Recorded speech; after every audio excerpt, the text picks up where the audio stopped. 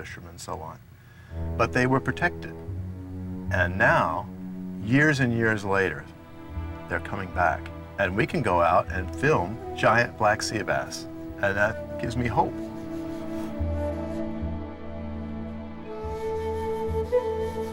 The great underwater kelp forests are rich as any rainforest in variety and abundance of life. The towers of kelp stretch from the seabed floor toward the sun at the surface.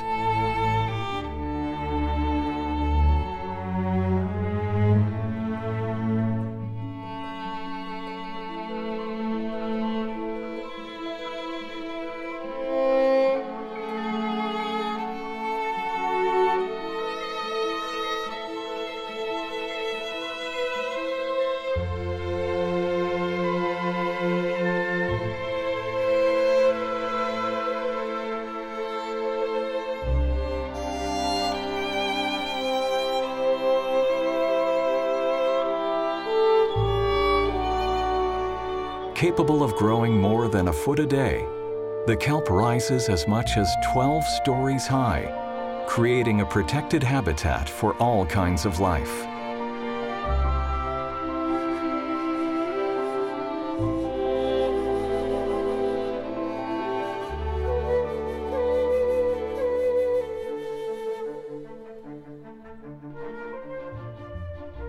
The giant black sea bass, once on the verge of extinction, is beginning to make a slow recovery within the protection of the kelp forest.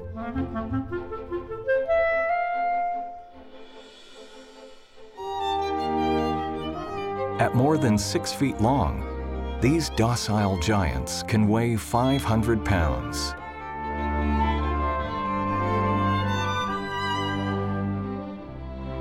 The purple ink that the sea hare uses for defense gets its coloring from its diet, which is rich in purple-hued algae.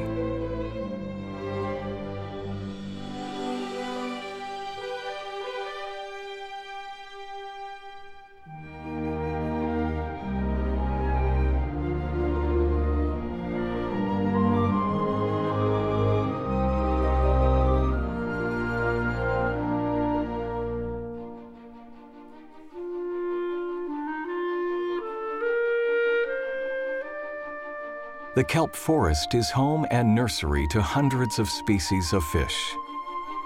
Perhaps none stand out so well as the brightly colored Garibaldi.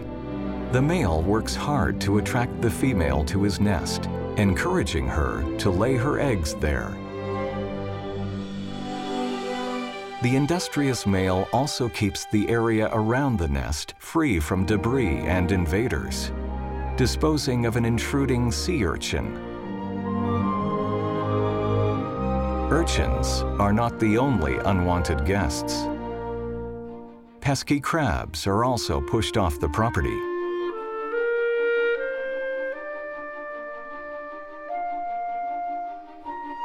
But the crab will not exit the stage without one final flourish.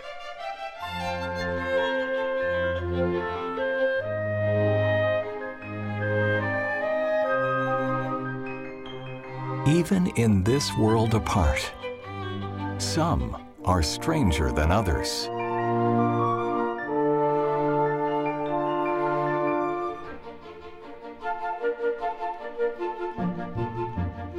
The mola mola is a curiosity. With fins jutting from top and bottom, this monumental oddity makes his way in his own fashion. Also known as the ocean sunfish, the adult mola mola weighs 1 ton. Almost as tall as it is long, specimens of up to 14 feet in height have been recorded.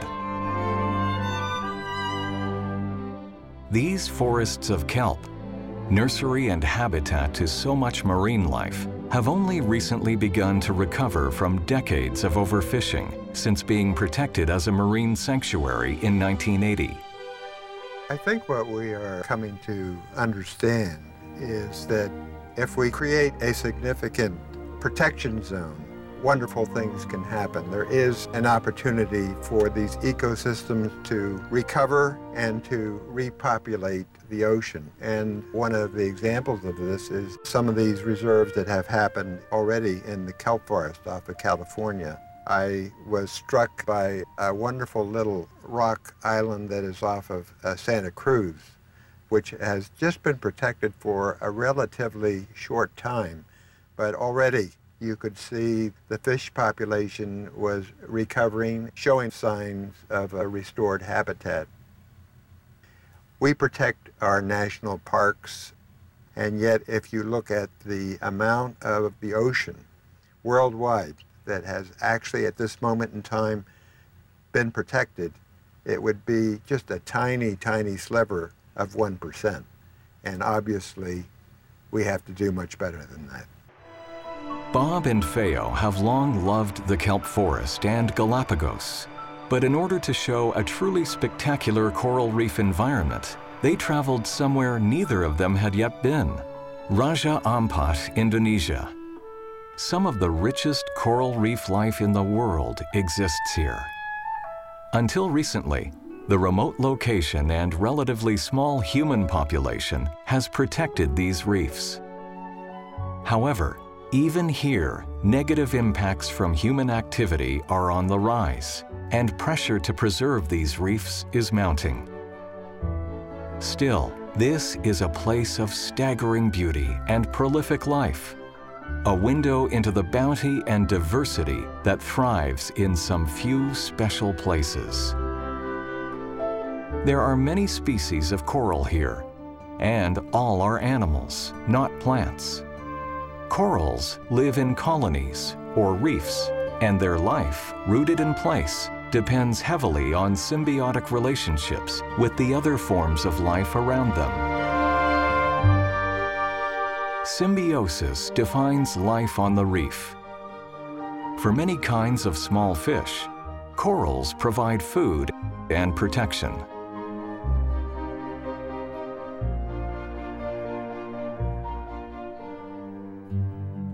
Some spend their entire lives in the protective branches of the coral. In an endless game of